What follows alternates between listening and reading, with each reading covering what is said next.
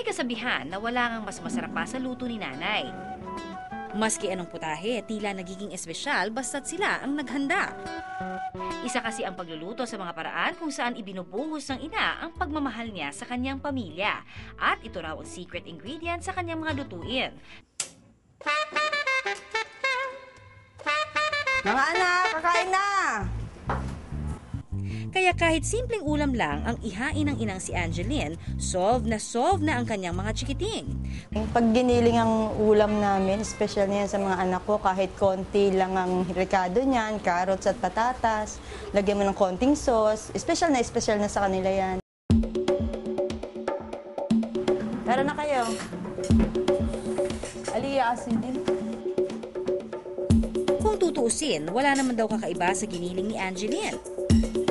Pero kung ang mga anak daw niya ang tatanungin, kahit iba't ibang luto na raw ang kanilang tatikman, at kahit saan pa sila makarating, malalaman daw nila ang luto ng kanilang ina. Luto ni Mama, kabisado ko talaga. Kasi pag si Mama nagluto, unlike pagka kumakain ako sa university or sa mga ibang food store, masarap magluto si Mama. Masasabing ang pagluluto ay specialty ng mga nanay. Pero ngayong Mother's Day, nararapat lang na sila naman ang ating pagsilbihan. Dahil kung tutuusin, sila ang tunay na reyna ng tahanan. Ang plano ng binatang si Argel, ang ipagluto ang kanyang inang si Angeline ng paborito nilang giniling. Para makabawi rin sa 22 years na inalagaan niya ako. Para makabawi rin kay Mama. Gusto ko yan. At para ma-impress ng husto ang kanyang ina, hindi lang bago kundi swak sa budget ang mga giniling recipes na lulutuin ni Argel. Nasa 180 pesos ang kilo ng giniling na baboy. Kaya ngayong umaga, ituturo namin kung ano nga ba ang mainam na pamalit dito at kung paano makapagluluto ng marami gamit ang kakaunting karne. Para sa ating unang recipe na tuna embutido, imbis na baboy, 2 lata ng canned tuna ang magsisilbing giniling. Gamit din ng 1 pirasong carrot, 1 piraso ng green at red bell pepper, 2 kutsara ng tinadtad na pickles, 1 kutsaritang pasas, 2 pirasong itlog, kalahating mangkok ng ginayak na keso, asin at paminta na ayon sa panlasa, 3 kutsarang oatmeal, 1 rolyo ng aluminum foil, 3 pirasong itlog na nilaga, at 1 lata ng Vienna sausage. So basically ba sa inyo nagluluto kayo ng embutido with your mom? Opo. Pero kadalasan ginagamit talaga namin pork, then salted egg. Una, paghaluin sa isang lalagyan ang tuna, carrots, green at red bell pepper, pickles at raisins. Kumpara sa baboy, di hamak na mas mababa ang cholesterol level ng tuna kaya hindi ito nakapagdudulot ng high blood pressure. Mas marami din itong taglay ng protein na nagpapalaki naman ng muscles. Sunod na ilagay ang 2 pirasong itlog at keso. Timplahan ng asin at paminta. Kaihalo ang oatmeal na siyang magsisilbing extender o pamparami sa tuna. At dahil rich in fiber, nakabubuti rin ito sa digestion. I-spread ito sa aluminum foil at imbis na itlog na maalat, ilagang itlog ang isahog. Ang maaalat na pagkain kasi ang isa sa mga nagdudulot ng sakit sa puso.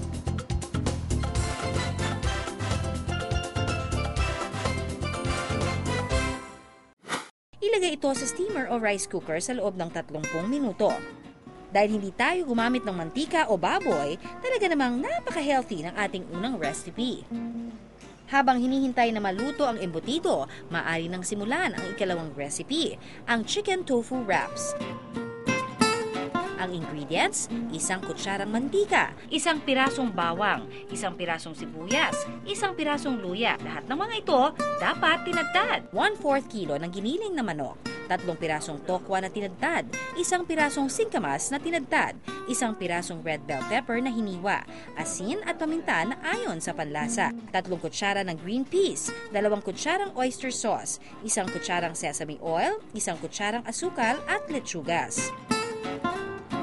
Una, igisa sa mantika ang bawang, sibuyas at luya. Sunod na ilagay ang giniling na manok. Bukod sa mas masustansya, mas mura rin ito kumpara sa giniling na baboy dahil nasa 100 piso lang ang kilo nito. Ihalo na rin ang tokwa at singkamas. So naglagay tayo ng singkamas at tofu. Ginagamit siya as extender. At the same time, masustansya kasi vegetable. Ang tokwa ay mayaman din sa protein, samantalang ang singkamas ay 98% water kaya hindi ito nakatataba. Sunod na ilagay ang red bell pepper tsaka timplahan ng asin at paminta. Huling ilagay ang green peas at isalin sa mangkok. Para naman sa sauce, paghaluin lang sa isang lalagyan ng oyster sauce, sesame oil, sukal at paminta. Putulin sa maliliit na piraso ang letsugas tsaka ilagay rito ang giniling. Lagyan ito ng sauce. Maaaring iprito ang natirang tokwa at ibudbod sa ibabaw.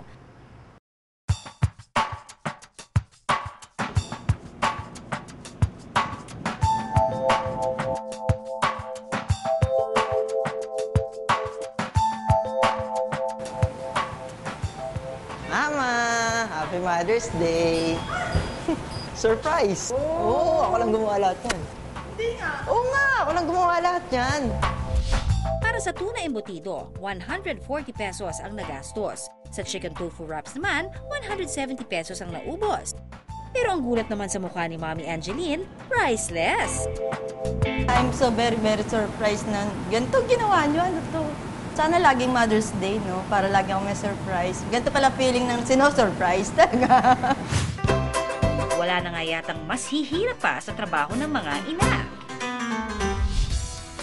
Kaya sa pagsapit ng Mother's Day, huwag palagpasin ang pagkakataon na sila'y pasayahin at sorpresahin sa kusina man yan o sa ibang makabuluhang paraan.